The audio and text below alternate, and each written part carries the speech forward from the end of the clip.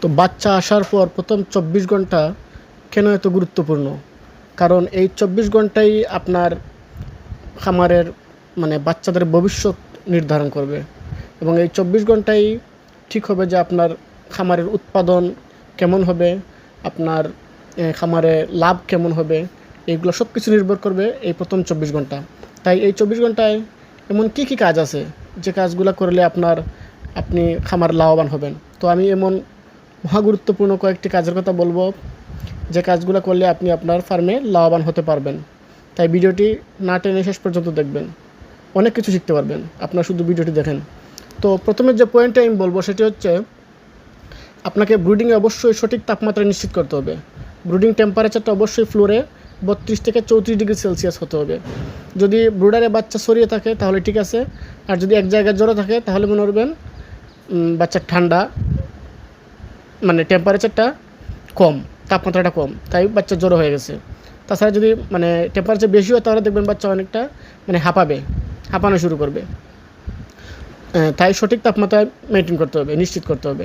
দ্বিতীয় পয়েন্টটা হচ্ছে আপনাকে অবশ্যই আগে পানি দিতে হবে। বাচ্চা ব্রুডারে ছাড়ার পরে আগে পানি দিতে হবে, তারপর খাবার দিতে হবে। খাবার দিবেন ২ ঘন্টা পরে, এবং যে পানিটা দিবেন পানিতে অবশ্যই গ্লুকোজ দিবেন। তাহলে বাচ্চার যে দখল আছে এই দখলটা কেটে যাবে এবং দুর্বল বাচ্চাগুলো আবার সবল হয়ে যাবে। মনে রাখবেন পানি শূন্যতা হলে কিন্তু চিকগুলা দুর্বল হয়ে যায়, তাই আগে পানি দিতে হবে, তারপর খাবার দিতে হবে। ৩ নম্বর পয়েন্টটা হচ্ছে আপনাকে দ্রুত খাবারের যে ইনটেকটা আছে এটা নিশ্চিত করতে হবে। যেমন অর্থাৎ খাবার দিব আমরা পেপারের উপর ছড়িয়ে দিব, এবং যাতে করে সবগুলো বাচ্চা যেন খাবার খেতে পারে, এবং ২৪ ঘন্টার মধ্যে যেন মোটামুটি ৯০% বাচ্চা খেতে পারে। যদি না খেতে পারে তাহলে বুঝবেন আপনার ব্যাচটা পুরোপুরি পিছিয়ে যাবে। তো তারপরের পয়েন্টটি হচ্ছে আপনাকে অবশ্যই সঠিক আলো নিশ্চিত করতে হবে। অর্থাৎ প্রথম ২৪ ঘন্টা আলো নিশ্চিত করতে হবে। যদি ২৪ ঘন্টা আলো না থাকে বাচ্চাগুলো খাবার খুঁজে পাবে না, বাচ্চাগুলোর গ্রোথে হ্যাম্পার হবে, বাচ্চা ছোটো বড়ো হয়ে যাবে, আপনার উৎপাদন কমে যাবে।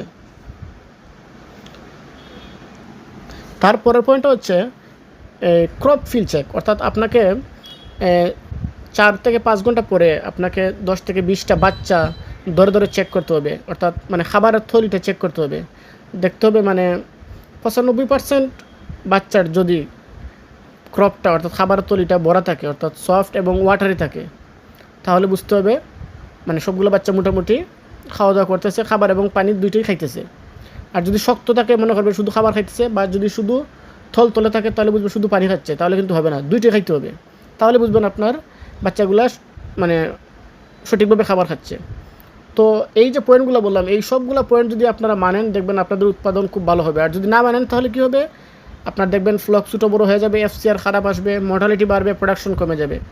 তো আমি আশা করি আপনারা এই পয়েন্টগুলো সবগুলো মেনে চলবেন।